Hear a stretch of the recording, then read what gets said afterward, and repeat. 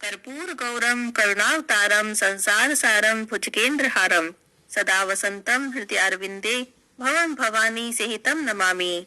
हर हर महादेव, जय भोलेनाथ। आप सभी को शुक्र प्रदोष व्रत की बहुत बहुत शुभकामनाएं। आज की इस वीडियो में हम शुक्र प्रदोष के दिन सुनी जाने वाली सभी कहानियां सुनेंगे। बोलिए शंकर भगवान की जय हो, माता पार्वती की जय हो। एक समय की बात है, सर्व प्राणियों के हित के लिए परम पावन भागीरथी नदी के तट पर ऋषि समाज द्वारा एक विशाल गोष्ठी का आयोजन किया गया। विज्ञ महर्षियों की एकत्रित सभा में व्यास जी के परम शिष्य पुराण वेता श्री सूत जी महाराज कीर्तन करते हुए पधारे। सूत जी को देखते ही शौनक आदि 88,000 ऋषि मुनियों ने खड़े होकर सूत जी को दंडवत प्रणाम किया। तब महाज्ञानी सूत जी ने भक्ति भाव से ऋषियों को अपने हृदय से लगाया और खूब आशीर्वाद दिया। विद्वान ऋषिगण और उनके शिष्य सब आसनों पर विराजमान हो गए।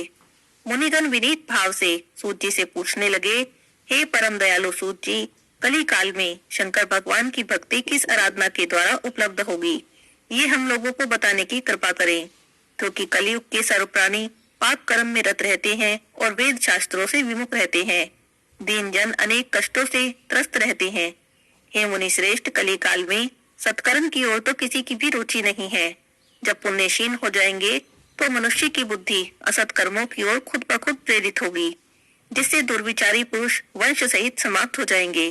इस अखिल भूमंडल पर जो मनुष्य ज्ञानी होकर भी ज्ञान की शिक्षा नहीं देता, उस पर परम पिता परमेश्वर कभी प्रसन्न नहीं होते। हे महामुनि, ऐसा कौन सा उत्तम व्रत है जिससे मनोवांछित फल की प्राप्ति होती है? आप कृपा करके हमें बताइए। ऐसा सुनकर दयालु हृदय श्री सूत जी महाराज कहने लगे, हे श्रेष्ठ मुनियों, हे शौनक जी, आप धन्यवाद के पात्र हैं।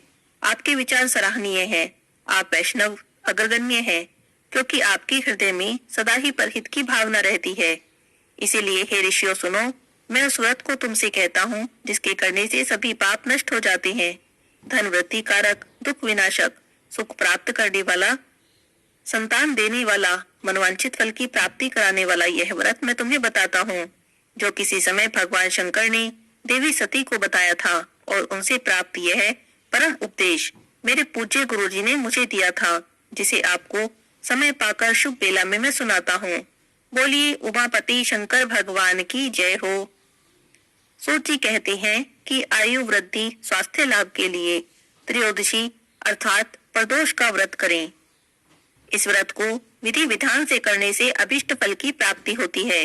व्रत करने वाला पृथ्वी पर शयन करे, एक बार भोजन करे, ऐसा करने से उसके सभी कार्य सिद्ध हो जाते हैं। हे ऋषियों, यह व्रत सब मनोरथों को पूर्ण करने वाला है। सूत जी की बातें सुनकर शौनक आदि ऋषियों ने पूछा, हे पूज्यवर महामते, आपने इस व्रत को परम गोपनीय, मंगलप्रद और कष्ट निवारक बताया है। अब कृपा करके यह बताएं कि इस व्रत को पहले किसने किया और उसे क्या फल प्राप्त हुआ। तब सूत जी बोले, हे विचारवान ज्ञानियों, आप शिव जी के परम भक्त हैं। आपकी भक्ति देखकर आज मैं आपसे प्रदोष व्रत की कथा कहता हूँ। शुक्र प्रदोष व्रत की कथा कहते हुए सूत जी कहते हैं कि बहुत समय पहले की बात है। किसी नगर में 3 मित्र रहते थे। तीनों में बड़ी मित्रता थी। उनमें से एक राजकुमार था, एक ब्राह्मण का पुत्र था और एक सेठ का बेटा था। राजकुमार और ब्राह्मण के पुत्र का विवाह हो चुका था। सेठ के पुत्र का विवाह तो हो चुका था, पर उसका गोना नहीं हुआ था। एक दिन तीनों मित्र आपस में अपनी अपनी पत्नियों की बात करने लगे। तो ब्राह्मण पुत्र ने अपनी पत्नी की प्रशंसा करते हुए कहा कि जिस घर में नारी नहीं होती, वह घर तो भूतों का डेरा होता है। जब सेठ के बेटे ने ये सुना तो उसने भी अपनी पत्नी को लाने का तुरंत ही निश्चय कर लिया। वह अपने घर गया और अपने माता पिता से अपना निश्चय बताया। तब उन्होंने अपने बेटे को समझाया कि बेटा, तुम अभी मत जाओ, शुक्र देवता डूबे हुए हैं। इन दिनों बहु बेटियों को उनके घर से विदा करा कर लाना शुभ नहीं होता। जब शुक्र उदय हो जाए तब तुम अपनी पत्नी को विदा करा लेना। लेकिन सेठ का बेटा तो जिद पर अड़ गया और अपनी जिद से टस से मस नहीं हुआ। उसे कितना भी समझाया गया पर वो नहीं माना और जा पहुंचा अपने ससुराल। सास ससुर को जब उसने अपने इरादे बताए तो उन्होंने भी समझाने की कोशिश की, पर उसने किसी की भी बात नहीं मानी। तब उसके सास ससुर ने विवश होकर अपनी कन्या को विदा कर दिया। तब वह ससुराल से विदा होकर अभी नगर से बाहर निकले ही थे कि उनकी बैलगाड़ी का पहिया टूट गया। एक बैल की टांग टूट गई और उसकी पत्नी को भी बहुत चोट आई। लेकिन सेठ का बेटा अभी भी नहीं माना, आगे बढ़ता ही रहा। तभी रास्ते में उन्हें डाकू मिल गए। वे उनका धन भी लूट कर ले गए। सेठ का बेटा अपनी पत्नी सहित रोता पीटता अपने घर पहुंचा। घर पहुंचा ही था कि जाते ही उसे सांप ने डस लिया। तब उसके पिता ने वैद्य को बुलाया। उन्होंने देखने के बाद घोषणा कर दी कि आपका बेटा 3 दिन में मर जाएगा। उसी समय इस घटना का पता ब्राह्मण के पुत्र को लगा। वह उसका बड़ा मित्र था। तो वह उनके घर गया और सेठ जी से बोला कि आप अपने बेटे को पत्नी सहित उसके ससुराल वापस भेज दो। ये सारी बाधाएं इसीलिए आई हैं क्योंकि आपका बेटा शुक्र अस्त के समय अपनी पत्नी को विदा करा कर लाया है। यदि यह वापस वहां पहुंच जाए तो बच जाएगा। सेठ जी को तो ब्राह्मण के बेटे की बात जच गई। उन्होंने अपनी बहू को और अपने बेटे को वापस लौटा दिया। वहां पहुंचने पर सेठ के बेटे की हालत ठीक होनी शुरू हो गई। उसके बाद उन्होंने शुक्र त्रयोदशी का उपवास करना, शुक्र प्रदोष व्रत करना आरंभ कर दिया। वे शुक्र प्रदोष का व्रत करते, कथा पढ़ते, पूजा करते, भगवान शिव के मंदिर में जाते। ऐसा करने से उनका शेष जीवन आनंद से व्यतीत हुआ और अंत में दोनों पति पत्नी भगवान शिव की कृपा से स्वर्गलोक को गए। शुक्र प्रदोष व्रत की इस कथा को जो कोई भी पढ़ता है, सुनता है या दूसरों को सुनाता है, उसे सभी इच्छित भोगों की प्राप्ति होती है। बोलिए शंकर भगवान की जय हो, पार्वती माता की जय हो। अब आपको सुनाती हूँ सभी प्रदोष व्रत में सुनी जाने वाली कहानी। बहुत समय पहले की बात है। विदर्भ नगर में राजा सत्यरथ नाम के एक राजा थे। उनके राज्य में प्रजा बड़ी ही खुशहाल थी। वे राजा भी बड़े पराक्रमी थे और भगवान शिव के परम भक्त थे। भगवान शिव की पूजा में लीन रहते। देव योग से एक बार शत्रुओं ने उनके राज्य पर आक्रमण कर दिया। राजा सत्यरथ ने बड़ी वीरता से शत्रुओं का सामना किया। फिर भी वे युद्ध में हार गए और शत्रुओं ने उन्हें मृत्यु के घाट उतार दिया। जब राजा की हार का समाचार रानी को मिला, तब रानी चुपके से महल से निकलकर वहां से चली गई। रानी उस समय गर्भवती थी। भागते भागते रानी एक जंगल में पहुंची और वहीं पर सरोवर के किनारे एक परन कुटी बनाकर अपना जीवन यापन करने लगी। समय आने पर रानी ने एक सुंदर बालक को जन्म दिया। उस बालक को जन्मे अभी थोड़ा ही समय हुआ था कि देव योग से रानी एक दिन सरोवर में जल भरने गई। तब उसे घड़ियाल ने अपना आहार बना लिया। वह बालक, नन्हा सा बालक, उस परन कुटी में अकेला रोता ही रह गया। राजा रानी भगवान शिव के भक्त थे, तो उस बालक को इस तरह से रोता देखकर भगवान शिव को उस पर बड़ी दया आई। एक विधवा ब्राह्मणी को प्रेरित करके भगवान शिव ने उस स्थान पर भेजा। जब उस ब्राह्मणी ने उस बालक को इस तरह से रोता पड़ा देखा, तब उसने उसे उठा लिया। चारों ओर देखने लगी कि इसके माता पिता कहाँ हैं। जब उसे कोई दिखाई नहीं दिया, तब वह सोचने लगी कि ये बालक कौन है और इसे यहाँ पर किसने भेजा। तभी भगवान शिव एक बूढ़े ब्राह्मण का वेश बनाकर आते हैं और ब्राह्मणी से कहते हैं कि हे ब्राह्मणी, अपने मन में किसी भी शंका को मत रखो और इस बालक को माता के समान तुम्हें इसका पालन पोषण करना है। तब ब्राह्मणी कहने लगी, हे ब्राह्मण देव, मैं भी मन में यही विचार कर रही थी कि इस बालक के माता पिता कहाँ हैं। तब भगवान शिव कहते हैं कि उसके माता पिता की मृत्यु हो गई है। अब तुम चिंता मत करो और पुत्र की तरह इसका पालन करो। ब्राह्मणी का पहले भी एक पुत्र था, अब उसके 2 पुत्र हो गए थे। ब्राह्मणी बहुत ही निर्धन थी और बड़ी ही मुश्किल से अपने दोनों बेटों का वह जीवन यापन करती थी। देव योग से उसे एक दिन महर्षि शांडिल्य के दर्शन हुए। महर्षि के मुख से प्रदोष व्रत में शिव पूजन की महिमा सुनकर उस ब्राह्मणी ने ऋषि से पूजन की विधि पूछी। उनकी श्रद्धा और आग्रह से ऋषि ने ब्राह्मणी को शिव पूजन का संपूर्ण विधान बताया और ब्राह्मणी से कहा कि तुम अपने दोनों बेटों सहित भगवान शिव की पूजा करो और व्रत करो। इस व्रत के प्रभाव से तुम्हें सिद्धि की प्राप्ति होगी। तब उस ब्राह्मणी ने महर्षि शांडिल्य के वचन सुनकर उन बालकों के सहित नतमस्तक होकर मुनि के चरणों में प्रणाम किया और बोली, हे ब्राह्मण, आज मैं आपके दर्शन करके कृतार्थ हो गई। मेरे ये दोनों कुमार आपकी शरण में है। ये ब्राह्मण पुत्र मेरा बेटा है और यह राजसुत मेरा धर्म का बेटा है। ये दोनों बालक अब से आपके सेवक हैं। आप हमारा उद्धार कीजिए। तब ब्राह्मणी को शरणागत जानकर मुनि ने मधुर वचनों के द्वारा दोनों कुमारों को भगवान शिव की आराधना बताई। फिर वे दोनों बालक और ब्राह्मणी मुनि को प्रणाम करके शिव मंदिर में चले गए। उस दिन से वे दोनों बालक मुनि के कहे अनुसार नियम से प्रदोष काल में भगवान शिव की आराधना करने लगे।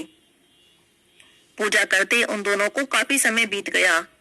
एक दिन राजपुत्र की अनुपस्थिति में ब्राह्मण पुत्र स्नान करने नदी किनारे गया और जल क्रीड़ा करने लगा। संयोग से उसी समय नदी की दरार में चमकता हुआ धन का एक बहुत बड़ा कलश उसे दिखाई दिया। उस कलश को देखकर वह बड़ा ही प्रसन्न हुआ और उसे सिर पर रखकर अपने घर ले आया। कलश को भूमि पर रखकर वह अपनी माता से बोला, हे माता, शिवजी की महिमा देखिए। भगवान ने इस घड़े के रूप में मुझे अपार संपत्ति दी है। उसकी माता उस कलश को देखकर आश्चर्य करने लगी। तब उसने राजपुत्र को बुलाया और कहा, हे बेटे, मेरी बात सुनो, तुम दोनों इस धन को आपस में आधा आधा बांट लो। माता की बातें सुनकर ब्राह्मण पुत्र तो बहुत प्रसन्न हुआ, लेकिन राजपुत्र कहने लगा कि माँ, ये धन तुम्हारे पुत्र को प्राप्त हुआ है। मैं इसमें से किसी भी प्रकार का हिस्सा नहीं लेना चाहता, क्योंकि अपने किए कर्म का फल मनुष्य स्वयं ही भोगता है। इस तरह से वह शिव पूजन में लगा रहा। करते करते फिर बहुत समय व्यतीत हो गया। एक दिन ब्राह्मण पुत्र और राजपुत्र वसंत ऋतु में वन विहार करने के लिए गए। जब वे दोनों वन में बहुत दूर निकल गए, तब उन्होंने वहां पर सैकड़ों गंधर्व कन्याओं को खेलते हुए देखा। ब्राह्मण कुमार उन गंधर्व कन्याओं को देखकर राजपुत्र से बोला कि यहाँ पर कन्याएं विहार कर रही हैं, इसीलिए हम लोगों को अब आगे नहीं जाना चाहिए, क्योंकि ये गंधर्व कन्याएं शीघ्र ही मनुष्य के मन को मोहित कर लेती हैं। मैं तो इन कन्याओं से दूर ही रहूंगा। पर राजपुत्र उसकी बातों को अनसुनी करके कन्याओं के विहार स्थल में निर्भीक भाव से अकेला ही चला गया। उन सभी गंधर्व कन्याओं में प्रधान सुंदरी उन आए हुए राजकुमार को देखकर मन में विचार करने लगी कि कामदेव के समान सुंदर रूप वाला यह राजकुमार कौन है।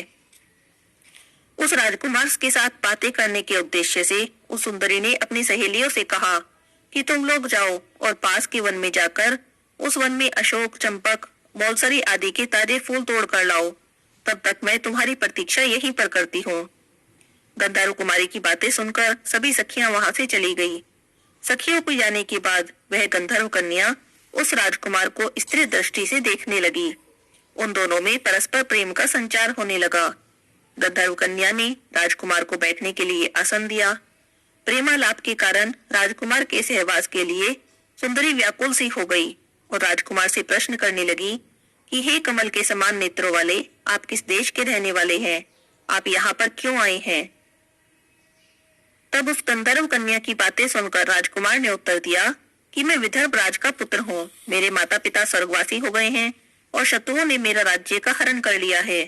राजकुमार ने अपना परिचय देकर गंधर्व कन्या से पूछा कि आप कौन हैं, किसकी पुत्री हैं और इस वन में किस उद्देश्य से आई हैं और आप मुझसे क्या कहना चाहती हैं? तब राजकुमार की बातें सुनकर गंधर्व कन्या बोली कि मैं विदर्भिक नाम के गंधर्व की पुत्री हूँ और मेरा नाम अंशुमति है। आपको देखकर आपसे बातचीत करने के लिए ही मैं सखियों का साथ छोड़कर यहाँ रह गई हूँ। मैं गान विद्या में निपुण हूँ। मेरे गान पर सभी देवांगनाएं रीझ जाती हैं। मैं चाहती हूँ कि आपका और मेरा प्रेम सदा बना रहे। इतनी बात कहकर उस गंधर्व कन्या ने अपने गले का हार राजकुमार के गले में डाल दिया। वह हार उन दोनों के प्रेम का प्रतीक बन गया। इसके बाद राजकुमार ने उस कन्या से कहा कि हे सुंदरी, तुमने जो कहा सब सत्य है, लेकिन आप एक राज्य विहीन राजकुमार के पास कैसे रह सकती हैं? आप अपने पिता की अनुमति लिए बिना मेरे साथ कैसे चल सकती हैं? तब राजकुमार की बातें सुनकर कन्या मुस्कुराकर बोली कि जो कुछ भी हो, मैं अपनी इच्छा से ही आपका वरण करूंगी। अब आप परसों प्रातःकाल यहाँ पर आइए। मेरी बात कभी झूठ नहीं हो सकती। गंधर्व कन्या ऐसा कहकर उन्हें अपनी सखियों के पास चली गई। इधर वह राजकुमार भी ब्राह्मण पुत्र के पास जा पहुंचा और उसने सारा वृतांत कह सुनाया। इसके बाद वे दोनों घर लौट गए। घर लौटकर उन दोनों ने ब्राह्मणी से सब हाल कहा, जिसे सुनकर ब्राह्मणी बड़ी प्रसन्न हुई। गंधर्व कन्या द्वारा निश्चित दिन को राजकुमार ब्राह्मण पुत्र को साथ लेकर उसी वन में जा पहुंचा। वहां जाकर उन लोगों ने देखा कि अंशुमति अपने पिता के साथ प्रतीक्षा कर रही है। गंधर्वराज ने उन दोनों कुमारों का अभिनंदन किया और उन्हें सुंदर आसन पर बिठाया। तब राजकुमार से बोले कि मैं परसों कैलाशपुरी गया था। वहां पर भगवान शंकर पार्वती जी के साथ विराजमान थे। उन्होंने मुझे अपने पास बुलाया और कहा कि पृथ्वी पर राज्यच्युत होकर धर्मगुप्त नाम का एक राजकुमार घूम रहा है। शत्रुओं ने उसके वंश को नष्ट कर दिया है। वह कुमार सदा ही भक्ति से मेरी सेवा करता है, इसीलिए तुम उसकी सहायता करो, जिससे कि वह अपने शत्रुओं पर विजय प्राप्त कर सके। इसीलिए मैं भगवान शिव की आज्ञा से अपनी पुत्री अंशुमति आपको सौंपता हूँ। मैं शत्रुओं के हाथ में गए हुए आपके राज्य को भी वापस दिला दूंगा। आप इस कन्या के साथ 10,000 वर्षों तक सुख भोग कर शिवलोक को चले जाएंगे। शिवलोक में जाने पर भी मेरी पुत्री इसी शरीर से आपके साथ रहेगी। इतना कहकर गंधर्वराज ने अपनी पुत्री का विवाह राजकुमार के साथ कर दिया। दहेज में बहुत बहुमूल्य रत्न, वस्त्र, रथ प्रदान किए। इसके अतिरिक्त दास दासियां और शत्रुओं पर विजय पाने के लिए गंधर्वों की एक बहुत बड़ी सेना भी दी। राजकुमार ने गंधर्व सेना की सहायता से अपने शत्रुओं को नष्ट कर दिया। तब वह अपने नगर में प्रविष्ट हुआ। मंत्रियों ने राजकुमार को सिंहासन पर बैठाया और उसका राज्याभिषेक किया। अब वह राजकुमार राज्य सुख भोगने लगा। जिस दरिद्र ब्राह्मणी ने इसका पालन पोषण किया था, उसे राजमाता के पद पर आसीन किया। ब्राह्मण पुत्र उसका छोटा भाई बना। इस प्रकार प्रदोष व्रत में भगवान शिव के पूजन के प्रभाव से वह राजकुमार दुर्लभ पद को प्राप्त हुआ। जो भी मनुष्य प्रदोष काल में अथवा नित्य ही इस कथा को सुनता है, पढ़ता है, वह निश्चित ही सभी कष्टों से मुक्त हो जाता है और अंत में परम पद का अधिकारी होता है। बोलिए शंकर भगवान की जय हो, पार्वती माता की जय हो। किसी गांव में एक बुढ़िया माई रहती थी। बुढ़िया माई देख नहीं सकती थी, पर गणेश जी की पक्की भक्त थी। गणेश जी की सेवा और पूजा करते करते बुढ़िया माई ने अपना सारा जीवन बिता दिया था। एक दिन गणेश भगवान सोचने लगे कि बुढ़िया माई ने सारा जीवन मेरी पूजा और सेवा की है, मुझे बुढ़िया माई को कुछ तो देना चाहिए। बस यही सोचकर गणेश जी भगवान बुढ़िया माई के पास आए और बोले, बुढ़िया माई, मैं तेरी पूजा से, तेरी सेवा से बड़ा प्रसन्न हूँ, तो मुझसे अपनी मन चाही कोई भी चीज मांग ले। लेकिन बुढ़िया माई कहने लगी, भगवान मुझे तो कुछ भी नहीं चाहिए। तो गणेश जी बोले, नहीं बुढ़िया माई, कुछ तो मांग, मैं तेरी सेवा से बड़ा प्रसन्न हूँ, जब तक तू नहीं मांगेगी मुझे चैन नहीं मिलेगा। तो बुढ़िया माई सोचने लगी क्या मांगू, तो कहने लगी कि मुझे तो मांगना भी नहीं आता, मैं क्या मांगू। तो गणेश जी बोले, कोई बात नहीं, तू अपने घर जा, अपने बेटे बहू से पूछ ले, वो जो कहे वो मांग लेना। तो बुढ़िया माई अपने घर आ जाती है। आकर बेटे से पूछती है कि बेटा, गणेश जी बोलते हैं कि कुछ मांग, बता क्या मांगू। तो बेटा कहता है, माँ गणेश जी बोलते हैं तो बहुत सारा धन मांग ले। बुढ़िया माई बहू के पास जाती है, फिर कहती है कि गणेश जी कहते हैं कुछ मांग, बता क्या मांगू। तो बहू कहती है, माता जी आप एक पोता मांग लो। तो बुढ़िया माई सोचती है कि ये दोनों तो अपने अपने मतलब की चीज कह रहे हैं।